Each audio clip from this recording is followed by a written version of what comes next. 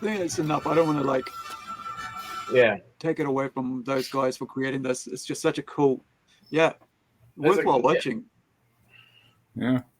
There's some really great fan films made that like really pushes the boundaries of what you can do on a low budget with dedicated and really staying true to it, that just dedicated people to their fandom, and love for the actual IP, and it just puts people in the studios to shame, in these multi-billion-dollar studios to shame, because it's the it's two things for me. When I see somebody that does something really good on a shoestring budget, it makes me angry at the studios.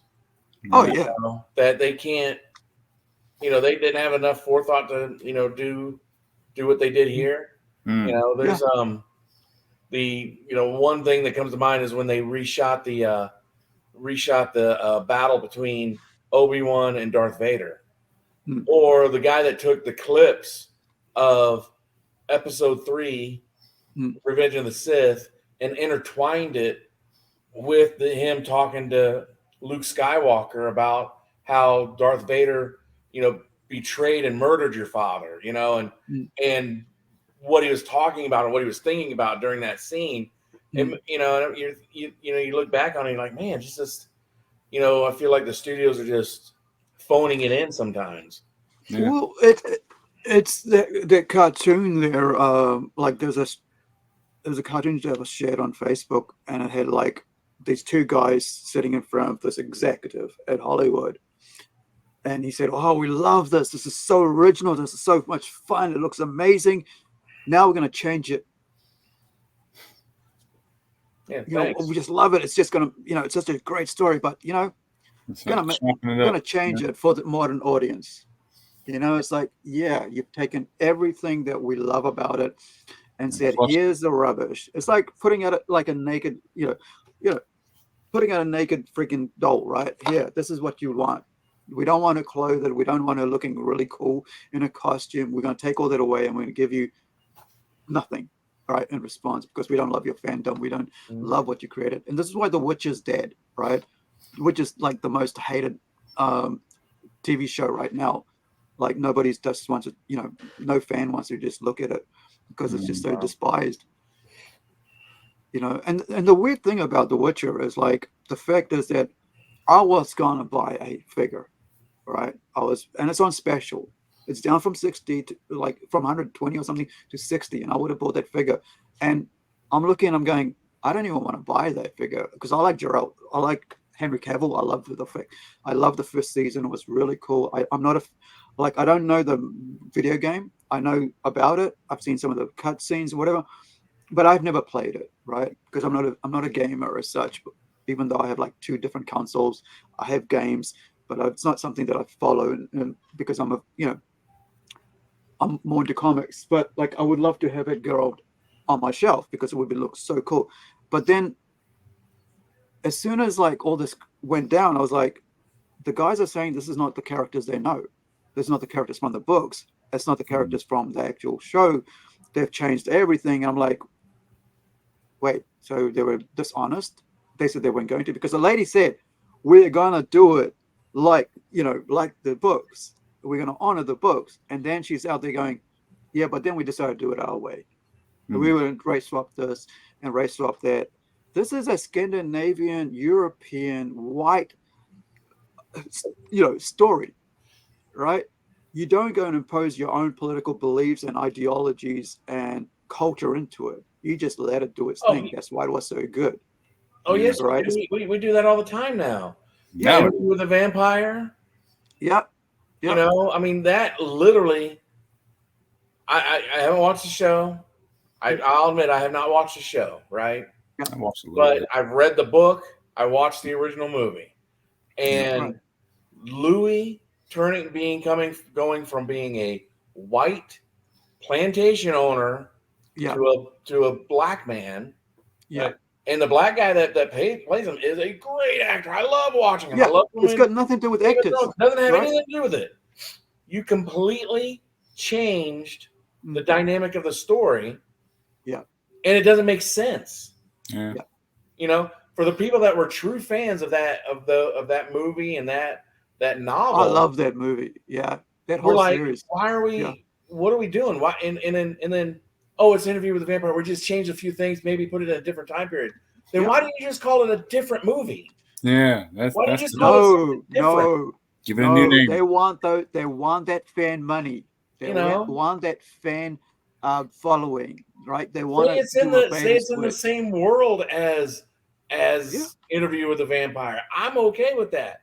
You know, but to call it Interview with a Vampire, change the absolute dynamic.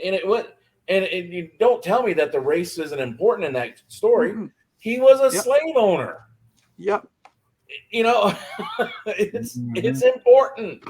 Yeah. You know, I mean, they remove the important parts of the story to force ideology. Right. Talking about which, like they did that to Invincible, right? With the character change there, and I think it was Robert Kirkman or somebody said, "Oh, you got to understand, there was two dumb white males who wrote this in the 2000s," and I'm like, "What?" It made me so angry. I was so wild when I read that. I was like, "You have to, you know." I don't follow Invincible. I never read the comic book. I have a friend who has them all, but you know, and so you disloyal thing, right? You disloyal, horrible people who took what was great because it was great for what it was, and you change it because you think, because it was written by two white people, white old man, whatever, and now it's like it doesn't mean anything. It's like it meant everything when that book came out, or else it would have died on the day it was released. Nobody would have cared. And so I this is why I'm so aggressive when it comes to my creations. Like, you know, I go, well, Incredible will look like this. She'll be this race, and there will be no changes to that character ever, right? Even when I'm dead, I'll make sure there's legal things in there that says you cannot, or else there'll be no going forward with this, right? Because I'll make sure that nobody can change what I believe about my character. I have other characters that are Indian, that are Maori, that are Asian, that are mixed race, that are European, because those stories are written for those stories. It's really infuriating when they do something in a property that is diverse. Yes. When they change the race of Airborne, is it Airborne in G.I. Joe? No. Rise of Cobra? Ripcord. Yeah. Change the race of Ripcord. Yeah, why did we do that? Well, we needed black representation. Because he missed out. Walker, Roadblock, Hardball, they're not available. Alpine, they weren't there. Yeah. You know? Yeah. I'm waiting to see some of those. Yeah. You know, why did we do this? Well, we wanted a pilot.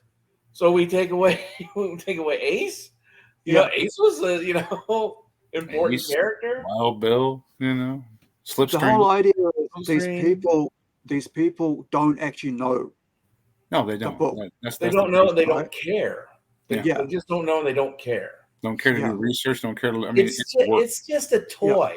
It's just a toy. Nobody cares about that, really. Yeah. No, you have a whole generation of people that grew up with it. You have a whole generation of people that made their own stories, read the comic books, watched the shows religiously, and then you come in and you slap us in the face with garbage. Tear it to shreds and everything. Yeah, just and it's insulting. It's insulting, especially when you have something that was created in a time when it wasn't popular to be super diverse. They created a property, then they made sure that it was diverse. And they made sure that you knew that each character was just as important as the other one. Yeah. And that's what they don't get, right? That's what I mean. Like, they don't realize that when we were talking about just before about CoverGirl, right? Strong female character that was there in the 80s, right? Yeah. And that the whole idea that they think that we need to now change our characters to look like men, to behave like males, because we need strong female characters. But like, we've always had strong female characters, right? Ellen Ripley is probably the first ones I ever actually, as a child, right, probably 11 years old or something, when I saw Alien, right, the Boys at Aliens, I can't remember which one it was, the first one that came out on TV, and I've never felt anything less of her, like, because, well, strong female character, great, like, even my character, she is I guess you could call her a strong female character. She's just being a female, right? And a hero doing what she has to do. She was being in Aliens, she was being a mom. She was exactly what I expected my mom to do when she got in that machine and she says, "You get away from her, you bitch." You're like, that's, I can see my mom saying that. I can see, I may have seen my mom did that. Like that. Yeah, my mom, I was bullied at school, right? So I remember mom specifically, there's one thing that really sticks in my head. She said, "What happened?" I said, this guy at school twisted my arm and all this, and it's hurting now. She's like, "Oh, let me have a look." Okay, we're gonna go sort this out. She walks me down the street, a couple blocks over to the guy's house. I didn't even know where he lived. Knocked on a door, and there's this big burly white dude, right? And behind him is like this, like he's going, "What can I do for you?" And I'm just there behind my mom, going, "Oh, well, my son was bullied at school today by your son." I didn't even know who the dad was. And there's my mom, right? Like, she's like probably about 30 or something at this point. Yeah, about 30. Dad's at home. Dad's probably, I'm not sure what Dad was doing. Maybe he was out. But but mom's, I'm walking up there, and I think my sister was born then. I'm not sure, but if she was born, she's in my mom's arm, right? Or maybe Dad was looking after the little Jackie at home. But so she knocks on the door, and there's this dude, like, he's huge, man. Like, he's a trucker. He's a truck driver. He drives a Mack. That's how I know him. And so she goes, "Listen, I just want to let you know, like, I'm not happy about this. My son got bullied today. Your son, twisted his arm, and I don't know what the situation was, but that's not cool, and he's hurting now." And so calls his son over, goes, "Come out here." He goes, "What's this?" He goes, "This is his mom, and she says that you twisted his arm. Did you?" "Yeah." That, I don't know what else happened. That's all I know is my mom did that, right? When I was a kid, and I have that very visual memory. I don't know what the kid looked like. All I know is that there's a big burly white dude there, and he just ripped into his son. And I was like, just walked home silently, and like, this is not what I expected. And you're right. Like, I mean, it's that moment is amazing in Ripley, right? In Alien. It's like, yeah. And I think when you try to make it a quotes strong female character, you remove the other part of the rich part of what it means to be a female from them. Well, at any point when you were watching Alien or Aliens, did you ever feel that it was forced? No. But dang, so man, when we're watching Endgame, we have Iron Girl, Miss Marvel, Wasp, all these people. We got it from here. We'll take care of it. Like, it was so forced. Like, shoved it down our throat. Like, you didn't have to tell us. We knew that those were strong women. We knew it from the beginning. You didn't. There was no need for that scene, other than to say, well, we don't need you, Spider-Man, to take care of